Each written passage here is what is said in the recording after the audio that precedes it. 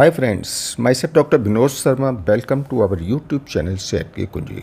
दोस्तों, आज जो वीडियो बनाई है वो नेल्स के ऊपर वीडियो बनाई है कि नेल्स जो हैं अक्सर बहुत लोगों के साथ ऐसा होता है कि नेल्स की ग्रोथ बहुत स्लो होती है या नेल्स अगर बढ़ते हैं तो टूट जाते हैं या सॉफ्ट होने होते हैं तो सॉफ्ट होने की वजह से चटक जाएंगे, टूट जाएंगे, मुड़ जाएंगे। तो नेल्स और ख़ासकर नेल्स के बारे में तो आप जानते हैं कि लेडीज़ का एक बहुत बड़ा सपना होता है कि नेल्स को बड़ा करना। अपने इन खूबसूरत नेल्स को बढ़ाने की भरसक कोशिश करती हैं, यहाँ तक कि क्लिनिक में जाकर इसका ट्रीटमेंट कराती हैं या जगह जगह एडवाइस भी लेती हैं। और जब ये नेल्स बढ़ जाते हैं तो फिर उसको खूबसूरत लंबे नेल्स के लिए यानी नाखूनों के लिए रंग बिरंगी नेल पॉलिश लगा करके उसको बहुत सुंदर और अट्रैक्टिव बनाने की कोशिश करती हैं, जैसे कि नेल्स जो हैं उनके सुंदर लगें। लेकिन कभी कभी नेल्स जो हैं ये बहुत कोशिश के बाद भी नहीं बढ़ पाते, या अगर बढ़ते हैं तो सॉफ्ट होते हैं जिसकी वजह से झुक करके या मुड़ करके या चटक करके टूट जाते हैं।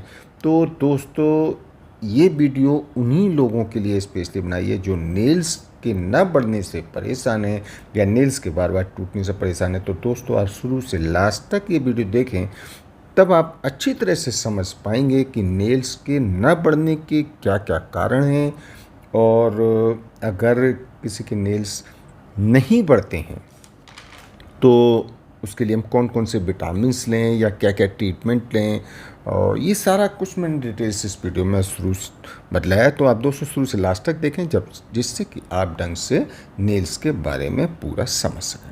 ठीक है दोस्तों, तो शुरू करते हैं नेल्स के बारे में।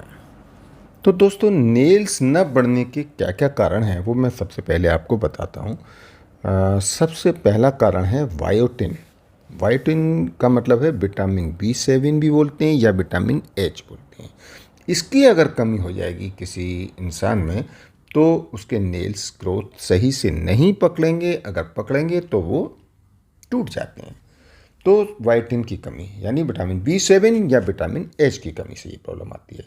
दूसरा यह है कि कभी कभी कुछ बीमारियां लग जाती हैं, जैसे कि किसी को किडनी की प्रॉब्लम हो जाए या थायराइड की प्रॉब्लम है या लीवर की प्रॉब्लम है या डिप्रेशन, एंजाइटी, टेंशन वगैरह की वजह से हो जाता है, या सोरियोसिस स्किन डिजीज होती है। तो इस डिजीज़ की वजह से भी यानी कि इन बीमारियों की वजह से भी किसी किसी में नेल्स नहीं बढ़ पाते हैं। इसके अलावा कुछ लोग मेडिसिन्स लेते हैं लॉन्ग टाइम तक, अगर एंटीबायोटिक मेडिसिन ले रहे हैं या कीमोथेरेपी की मेडिसिन वगैरह लेने वालों के लिए भी नेल्स न बढ़ने के कारण हो जाता है। इसके अलावा है फंगल इन्फेक्शन। कभी कभी ऐसा होता है कि नाखून में भी नेल्स में जैसे फंगल इन्फेक्शन स्किन का होता है, आजकल तो ब्लैक फंगस जो भी आंखों के लिए हो गया, वाइट फंगस जीभ वगैरह पर, यानी कई तरह के फंगस होते हैं। एक स्किन का भी फंगस होता है, इसी तरह से नेल्स का फंगस होता है। तो अगर नाखून में अगर ये फंगल इन्फेक्शन हो जाएगा तो नाखून को ये कमज़ोर कर देगा, टूटने लगेंगे और उनकी शेप भी खराब हो जाती है। इसी तरह कई बार ऐसा होता है कि नाखून पर चोट लग जाती है। तो नाखून पर चोट लगने से क्या होगा कि उसकी ग्रोथ रुक जाएगी और वो उससे ज़्यादा नाखून आगे नहीं बढ़ पाता है। अच्छा, कई बार ऐसा होता है कि नेल पॉलिश, कायदा तो यह है कि नेल पॉलिश से पहले हमको एक बेस कोट लगाना चाहिए, जिससे क्या है कि वो जो हमारा सेफ्टी लेयर का, एक तरह से ये जो बेस कोट है वो सेफ्टी लेयर का काम करता है। तो नेल पॉलिश से पहले अगर बेस कोट नहीं लगाएंगे तब भी नाखून कमज़ोर पड़ जाते हैं और टूटने के चांसेस बढ़ जाते हैं। इसके अलावा है कि जेल है, बहुत से लोग जेल है या एक्रिलिक्स है, इनका नाखूनों पर ज़्यादा यूज़ करते हैं। तो ये भी क्या है, एक तरह का पेंट है, तो इनको नाखूनों पर ज़्यादा यूज़ नहीं करना चाहिए, इससे भी नेल्स कमज़ोर पड़ जाते हैं। या नेल पॉलिश को जो है उंगली से देखिए कभी नहीं खुरचें, उससे क्या है कि नेल पर स्क्रैच आएंगे और नेल्स कमज़ोर पड़ेंगे। तो नेल पॉलिश को हमेशा नेल रिमूवर से हटाना चाहिए। नेल पॉलिश निकालने के लिए acetone free nail remover use करना चाहिए। एक बहुत से लोगों का पानी में अक्सर जो हाथ पड़ा रहता है, बहुत से लोग ऐसे कि ज़्यादा पानी का काम करने वालों के नेल्स सॉफ्ट पड़ जाते हैं। तो ज़्यादा पानी से हाथ नहीं भिगोनी चाहिए, इसको कोशिश होनी चाहिए मैक्सिमम एवॉइड करें। तो ये जो मैंने बताया ये करीब 10 के कारण हैं, 10 कॉज हैं, इनकी वजह से हमारे नाखून की ग्रोथ नहीं हो पाती है। अगर ग्रोथ होती भी है तो वो सॉफ्ट पड़ने की वजह से नाखून जल्दी टूट जाएंगे, चटक जाएंगे, ये सारे कारण हैं। अब बात करते हैं कि नाखून अगर किसी के ग्रोथ नहीं पकड़ते हैं तो इसमें कुछ विटामिन की कमी भी होती है। उनमें मैं बताता हूँ कि कौन कौन से विटामिन की कमी से होता है। विटामिन B7, जिसको विटामिन H भी बोलते हैं या वाइटिन भी बोलते हैं, इनकी कमी से भी हो जाती है प्रॉब्लम। तो इसकी कमी पूरी करने के लिए हमको अंडे लें, दूध लें, केला लें। तो इससे जो है विटामिन B7, जिसको वाइटिन भी बोलते हैं या विटामिन H भी बोलते हैं, इनकी भरपूर्ति हो जाती है, जिससे कि फिर नाखून टूटने के चांसेस कम हो जाते हैं अगर विटामिन B7 की कमी से ये प्रॉब्लम आई है तो।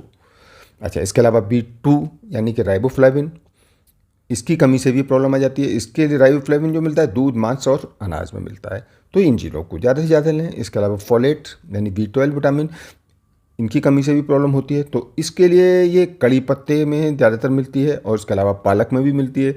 कड़ी पत्ते को आप कैसे भी यूज़ कर लीजिए, इसको चाय बनाकर भी ले सकते हैं। तो ये B12 की कमी से भी प्रॉब्लम बनती है और B12 की कमी के लिए हमें ये पालक, कड़ी पत्ता वगैरह लेना चाहिए। विटामिन C की कमी, हाँ दोस्तों, विटामिन C क्या आप सोचिए, विटामिन C की अगर किसी इंसान में कमी हो जाएगी तो इसमें एक प्रॉब्लम आ जाती है, हाप्लोंचिया नाम की एक बीमारी हो जाती है। इसमें क्या होता है, नेल्स पतले हो जाएंगे, सॉफ्ट हो जाएंगे और बार बार टूटने लगते हैं। तो इस टूटने के इस बीमारी को कहते हैं, विटामिन C की अगर कमी की वजह से ये प्रॉब्लम आ रही है तो हाप्लोंचिया बीमारी कहते हैं। तो इस बीमारी में विटामिन C हमको लेना चाहिए। विटामिन C बहुत अच्छा काम करती है। इस विटामिन C हमें पता है कि कहाँ मिलती है, अनार में मिलेगी, संतरा में मिलेगी, नींबू में मिलेगी, अंगूर में मिलेगी एंड आंवला में मिलेगी। तो विटामिन E के लिए गाजर है, शकरकंद, हरी सब्जियाँ वगैरह ये चीज़ें लीजिए। और अगर प्रोटीन की डिफिशियंसी हो रहा है तो दूध है और इसके अलावा दाल है, मीट है, अंडा है, ये चीज़ें लेकर के हम नाखून इन विटामिन की कमी को पूरा करके नाखून को बढ़ा सकते हैं।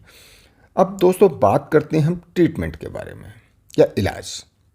देखो, इलाज के बारे में ऐसा है कि सबसे पहले तो हम बताते हैं नींबू का रस 1 चम्मच ले लें और ऑलिव ऑयल ले लीजिए 3 चम्मच। इन दोनों को मिक्स कर लो और माइक्रोवेव में हल्का सा गुनगुना कर लीजिए। और उसके बाद फिर 5 से 10 मिनट तक इसमें उंगली को डिप करके डेली करें आप ये प्रोसेस को।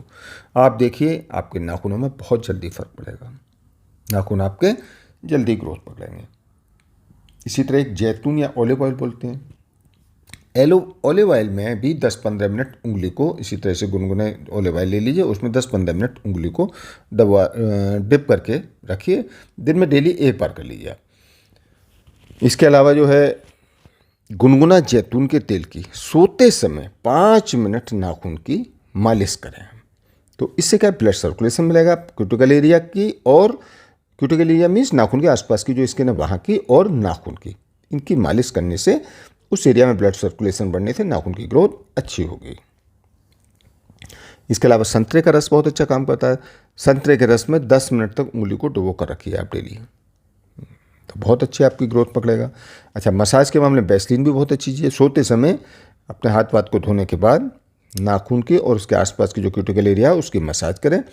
इससे क्या है, उंगली में ब्लड सर्कुलेशन बढ़ेगा और ब्लड सर्कुलेशन बढ़ने का मतलब हमारे नेल्स में ग्रोथ अच्छी होगी। और अब बात करते हैं नेल सोकिंग के बारे में, यानी नाखून भिगोने के बारे में। रात को हल्का सा गर्म ग्रीन टी ले लीजिए, यानी गुनगुनी ग्रीन टी में 5 मिनट तक को उंगली को डिप करके रखिए और फिर उसके बाद उंगली को निकाल करके पहुँच करके उसके बाद उंगली की मसाज कर लीजिए। मसाज किसी से भी करिए, आपको मैंने बताया वेस्टीन से कर लीजिए या कोकोनट ऑयल से कर लीजिए या आप जैतून के तेल से कर लीजिए। तो ये मसाज के लिए हो गया। पहले ग्रीन टी में डुबो करके उसके बाद पहुँच करके मसाज कर लीजिए। तो ग्रीन टी क्या होता है, एक एंटीऑक्सीडेंट है बहुत अच्छा, और इसमें बहुत सारे मिनरल्स होते हैं, तो बहुत अच्छा काम करता है। और एक लहसुन का है, लहसुन का पेस्ट है। हफ्ते में 2 बार नाखून पर इसका पेस्ट सा बना लीजिए और हफ्ते में 2 बार लगाइए, तो ये बहुत अच्छा काम करेगा। अच्छा, एक और ट्रीटमेंट है, 1/4 कप नारियल का तेल ले लीजिए और 1/4 कप शहद, इन दोनों को मिला लीजिए। इसमें 4 बूंदें रोजमेरी ऑयल और डाल लें और इनको माइक्रोवेव में हल्का सा गुनगुना करके, ठीक है। अब इसमें 10 से 15 मिनट तक उंगली को डुबो कर रखें। हफ्ते में 2 बार यह क्रिया कर लीजिए आप, तो देखिए आप कितना जल्दी आपकी ग्रोथ पकड़ेगी। इसी तरह से नारियल के गुनगुने तेल से सोते समय मसाज भी कर सकते हैं। तो मसाज से आपने बताया आपको ब्लड सर्कुलेशन बहुत अच्छा बढ़ेगा और जल्दी ग्रोथ पकड़ जाएंगे नाखून। तो दोस्तों, खाने में जो अपनी ये चीज़ों को आप बढ़ा दीजिए। तो मैंने ऊपर आपको बता ही चुका हूँ, वैसे विटामिन वगैरह हैं और इन चीज़ों को तो बढ़ाना ही है। इसके अलावा खाने में ये चीज़ें और आप बढ़ा सकते हैं। अखरोट है, पालक है, चिकन लिवर है, अंडा है, भुने हुए बादाम है, मछली खासकर टूना मछली और सालमन मछली, 2 मछली बहुत अच्छी हैं। शकरकंद है, दूध है, पनीर है, ब्रोकली है, आटा गेहूं का, केला, सेब, ओटमील एंड फूल गोभी, ककड़ी, सोयाबीन, स्ट्रॉबेरी। तो दोस्तों ये सारी चीज़ें को इनको अपनी खुराक में बढ़ा दें। तो ठीक है दोस्तों, अब मेरी वीडियो यहीं एंड होती है। और दोस्तों आपको इस वीडियो से रिलेटेड कोई भी क्वेश्चन है, कुछ भी आप जानना चाहते हैं नाखून से संबंधित, तो आप मुझे कमेंट बॉक्स में आकर के पूछ सकते हैं। ठीक है दोस्तों, आपने अगर मेरा अभी तक चैनल सब्सक्राइब नहीं किया तो मेरे इस चैनल को सब्सक्राइब करें। और आपको अगर पसंद आती है मेरी वीडियो, लाइक करें और मैक्सिमम शेयर करें। ठीक है दोस्तों, मिलते हैं अगली वीडियो में, तब तक ओके बाय।